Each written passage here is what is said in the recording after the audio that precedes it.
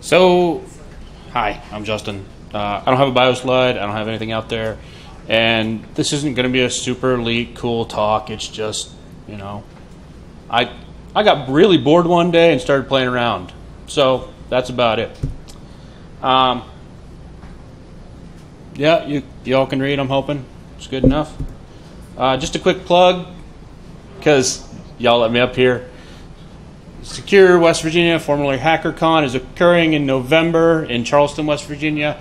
No, it's not that far. Incest is not that common, and the moonshine is that good. So come on down. Robots.txt. All right. Who here remembers being on the web in 1994? Count, show hands. Wow. That's more than you guys are old. Thanks. Yeah, you're welcome.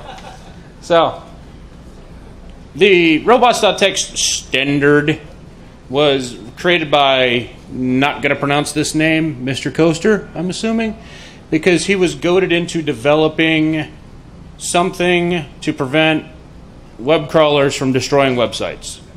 One of the initial DOS attacks was you'd crawl somebody's site, their site would go down. It was 1994. Linux had been around, what, 2-3 years? Things going down wasn't that hard. Not always the case. As I said, the purpose was to prevent websites from DOSing, or web crawlers from DOSing sites. And who here knows what robots.txt is? Who here doesn't know what robots.txt is? Okay. Well, we'll find out here in a second. It's a text file. In the root, you didn't have to raise your hand if you knew, man. It's okay. I figured everyone would. It's a text file in the root. It's located at http://robots.txt. The purpose is to be readily accessible so that anytime your web crawler is going to go crawl some sites, it pulls up this text file and says, hey, what can I do? So you want traffic to go to your site because that equals money in most cases. You want web crawlers to put your stuff into search engines because that equals more money for people looking for your stuff. However, you don't want some of your sensitive things to be crawled. You don't really want, if you have password.txt out there, you don't really want that, showing up in a search engine. That's a double-edged sword, yeah. You get it? Anyway. So you want money. You want people to go to your site. You don't want your sensitive stuff out there. A lot of people still believe that robots.txt is actually an enforcing sort of protocol. It is not. It is completely voluntary. If you go to robots.txt.org, they have an entire section saying, surely listing sensitive files is asking for trouble. And they're right. So if you go a little further, they pull down to, the real answer is that robots.txt is not intended for access control, blah, blah, blah. Think of it as a no entry sign, not a locked door. Is it going to stop anybody who really wants to crawl your site? No. Is it going to stop people that follow robots.txt? Yes. So, as I said, and for those of you who've never seen a robots.txt file, it is not a defined standard, more of a gentleman's agreement. There are 3 things that are allowed. Comments, and if your comments for all you developers out there are information that you put in the top of your code to let other people know what is going on. I know most of you developers don't actually know that because I've read them. User agent, which I will rant about this later. They are horrible, just completely. But it identifies the browser or the robot, the web crawler that it's coming from. And then disallow, which is pretty, self-explanatory. Don't look at this. There's some non-standard, not formally recognized extension, which is funny from a completely not formally recognized standard to begin with. Asterisk, which is, strangely enough, we'll find out later, the most common, is the star, the wild card. Everybody listen to this. Crawl delay, which tells a web crawler that they should crawl at a certain rate as to not to DOS your site. I don't think this was well thought out but hey, whatever. Host is interesting. It'll let you say this robots.txt kind of applies to everything, and then you have allow, which is, you know, it just says, hey, this is cool to crawl. I'm not sure why you would use this entirely, but. And then sitemap, which is probably the best one because you can just give it, here's an XML file telling you how to get to all my stuff, so you don't have to bother crawling. You can just look at this XML file. And you can't see that. But on my screen, there's a lovely robots.txt file from somebody. I don't remember. So the process. Hello, Google. I'm robots.txt. Don't take another step. Okay, chill. I'll back off. That's how it's supposed to work. With a spider that conveniently wears a crown is actually obeying robots.txt. Okay, that's nice. Nobody cares. So what I plan to talk about is stuff that you can extract from robots.txt if you are being malicious. And then a small project I tried to do. Well, I think I succeeded. Anyway, trying to pull statistics from a bunch of robots.txt files. This kind of sums it up. In addition to all the prohibited files and stuff, there's a lot of good information, not just what you shouldn't be seeing that's sensitive and listed on the robots.txt file. So as the cartoon says, get all the information you can. We'll think of a use for it later. So the next couple slides are what I call fun finds. So I wrote a script. I pulled a whole bunch of robots.txt, which I'll go into why it was a pain in the ass later. Oh, sorry, when I get nervous, I swear, if that offends you, sorry. Wash, rinse, repeat, take a screenshot, put in presentation. No, that was pretty much it. So, some neat fun finds that I found is, can you guys read that at all? Not a bit. That's awesome.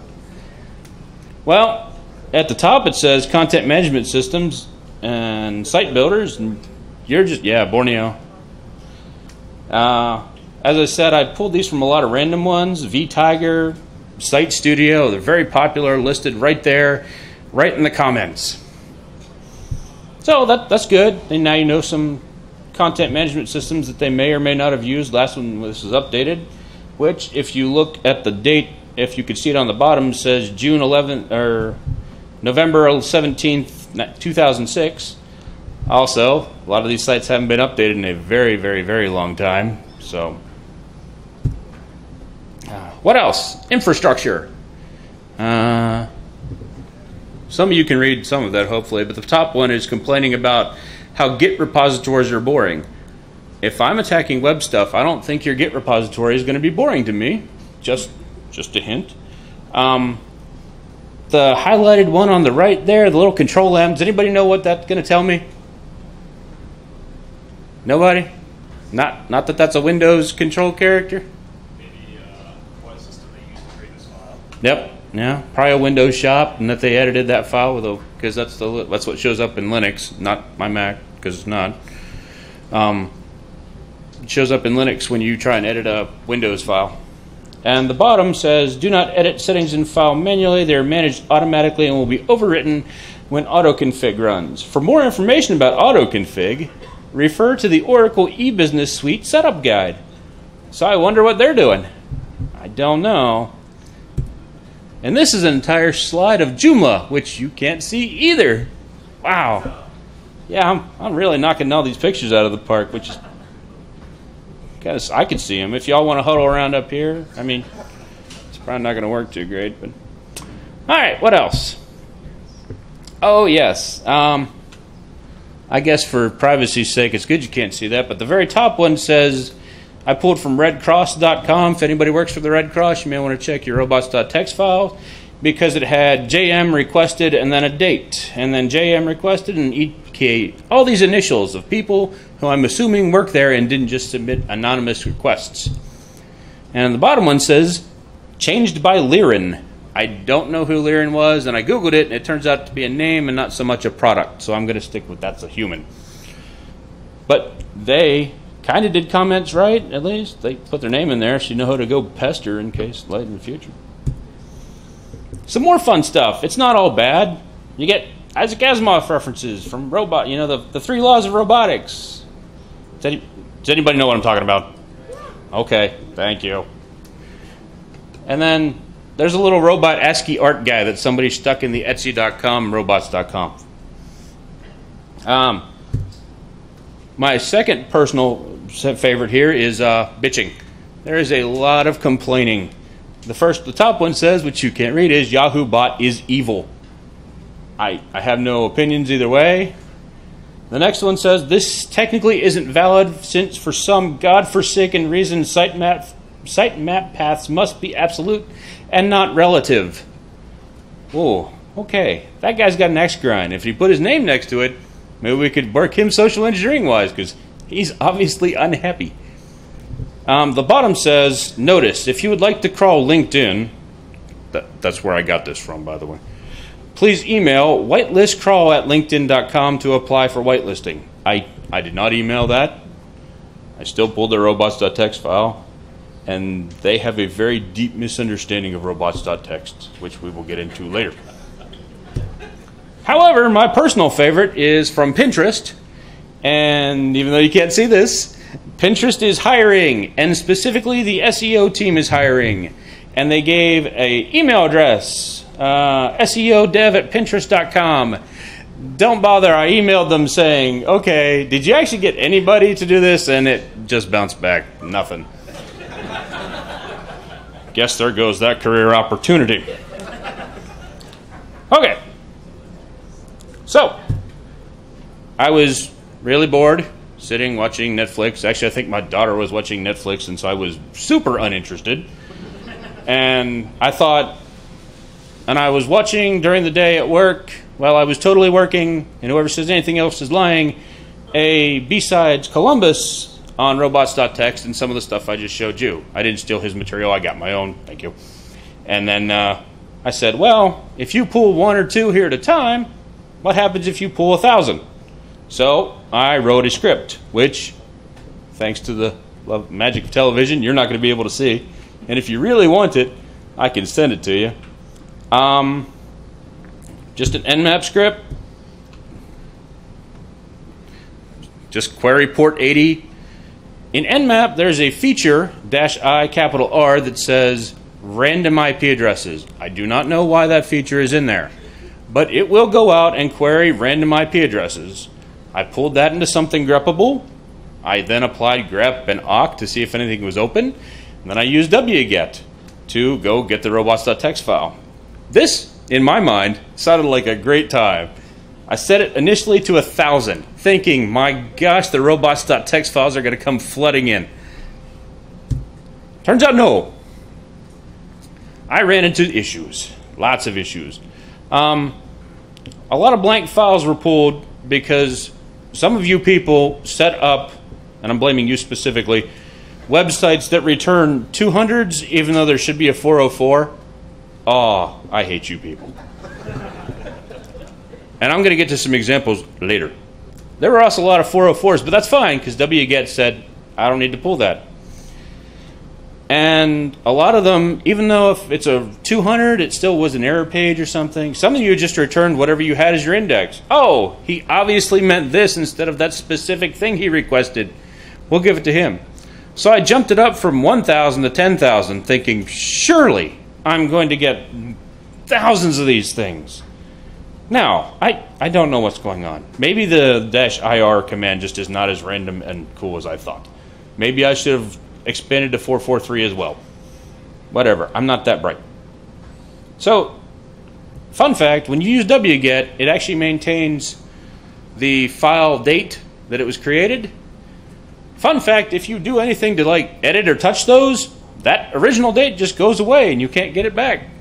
So, don't do things if you're an idiot, which I was, so, but just trust me, most of the dates were very old. A lot of these robots.txt files have not been updated in a very long time, which is good and bad because for the good, for them, new stuff has been moved on and they don't have it indexed. It's bad for them because the old stuff is probably still out there. It's not gone away. I mean, most of the times you don't end up Even if you don't change the file, you don't end up deleting a lot of the web infrastructure and stuff that you have out there. So, as I said, issues with pulling files. Not everyone was not running a web server. Shame on you. Those that were didn't return something useful, and then even if it did return something useful, it didn't have the robots.txt file. For example, that guy. This is an AWS instance that got randomly pulled out IP-wise, and no matter what you ask this website, it returns that picture. I owe this guy like a quarter because I was trying to figure out why he has an AWS service to just serve up that picture. It's a good picture. Nice. Also, that guy. Oh, you can read that one. This returned a 200. This is a here you go that literally says 404 on it. You want that Star runner, I guess? I don't know. I forgot. This was from some sort of home router login. Yeah, there's some weird stuff out there, man. Yeah, if you go to the root of this, it says, here, log in. I'm like, no, we're leaving. So I wrote a Python script after getting about 2,000 of these things, and allow me to now rant about user agents. A, there's a million of them. B, they're not standard at all. C, there's just like a random conglomeration of strings that somebody threw together says, oh, this totally identifies me uniquely, and that may be right, but it's still a pain in the ass. Some site developers went a little crazy with the user agent listing. Instead of using the star, I guess they took that non-standard to heart and just, I heard about this bot the other day, might as well throw that on there.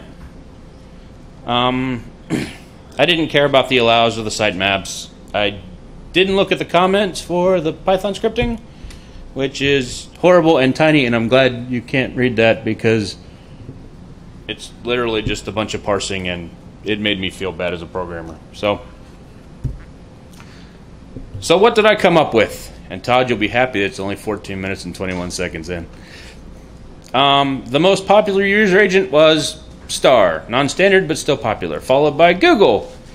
There were nearly 1,000 user agents identified alone in 2,000 files. That is a lot.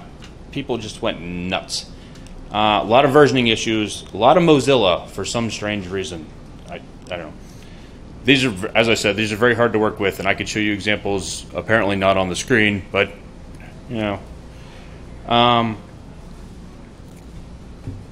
what you might want to do is take a look at your own robots.txt file. I don't know why I said that weird, but you might have some stuff out there that will surprise you, because some of this stuff really surprised me.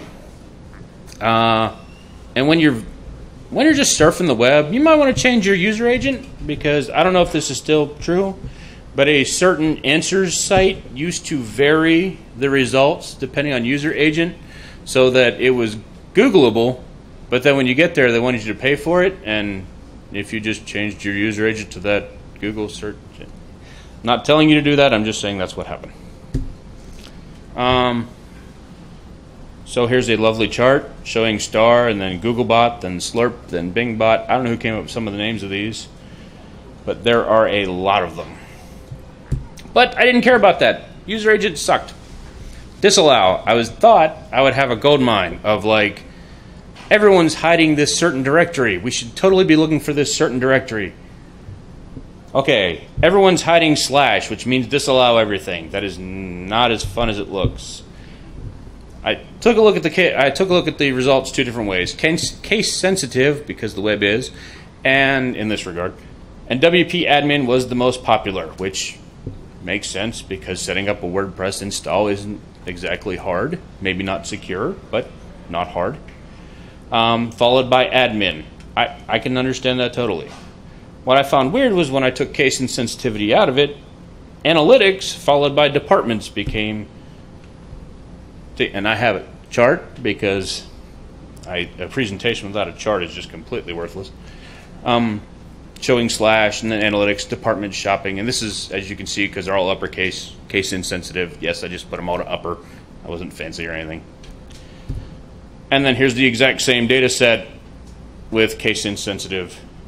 And this kind of makes more sense. WP admin, includes images, modules, gallery, and then it starts getting weird after that. Those numbers to the left are instance occurrences, if you can figure that out.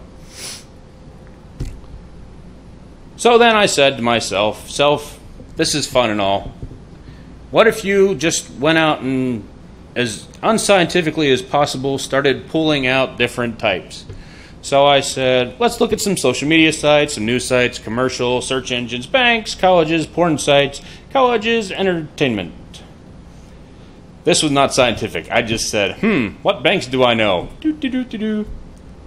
I didn't even out the amount of sites. Sorry. Like, completely unscientific. Social networks turn out to hide a lot of stuff in their robots.txt files, followed by the news, and they kind of trail off down there. The first time I gave this talk, which was like a little group meeting to everyone, I had porn right next to college, and everyone thought that was funny and probably more accurate than it should have been. Okay. So I took time to split them out, and I wasn't really surprised by this, but I was surprised by the amount of stuff being hidden just in one file by a lot of people. As I said, I didn't really get surprised like I thought I would. I didn't really find anything super cool out. It was a fun little project, which should tell everyone in this room that next year you should submit a talk, because if a guy who wrote an Nmap script and a Python script in about 30 minutes could get to stand up here and yammer on about robots.txt, you can too. But you have the chart. Yeah, I did have the chart. Thank you. I guess that won him over. The chart adds a few minutes. Thanks. So as I said before, I'm going to try and do more analysis. I did come up with a list to put into derbuster because that'll be useful later on in life. I do need to refine my technique a little bit, but robots.txt file is not the file you want to start parsing data out of if this is your first parsing project. Start with something simple and less maddening. All right. Does anybody have any questions, comments, things to throw? Yes, sir. I have a question. So say you have a robots file and you do want to disallow a certain area. Mm-hmm.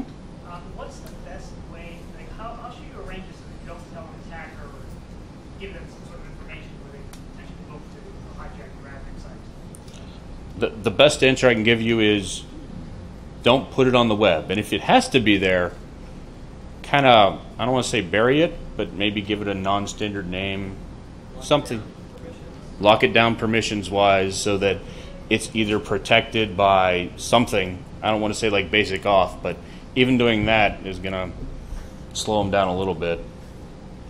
But this wasn't really meant as a security tool. It was meant as a, please, you're knocking over my web server problem, which was a problem back, and still a problem. I mean, there's whole entire industries centered around knocking over people's web servers. So, yeah. Do you think with the robots.txt, the fact that it isn't always followed and like other people can obviously take advantage of it, I know they have that with advertising too, where you're supposed to be able to opt out of certain advertisements because it doesn't appeal to you or like you find it offensive or whatever, and there's supposed to be like a little blurb at the corner where you can say like this is inappropriate for this kind of thing. Yeah. And I mean it's a standard, but not everybody follows it. So I guess the question would be like with all these like legitimate crawlers and stuff that will actually follow this sort of standard, not standard. Do you think that it's a matter of like something that should have been standardized, or do you think like this is kind of antiquated at this point and not really? Here's the way I think about it. It's completely voluntary. I mean, the entire system is completely voluntary. So standardizing on a text file that says, don't do this stuff, there's no way to prevent you from, I mean, derbuster is a tool to brute force directory structures. And there's no way to prevent you from crawling these sites as long as you have enough time, enough bandwidth, enough resources to just randomly go through them. So I don't think there's an answer to prevent people from crawling your site, period. And there sure isn't a good one. Other than if you don't want it on the web, don't put it on the web. But sometimes you have to. It's just how it's nature of the beast. Anybody else? All right. Thanks, guys.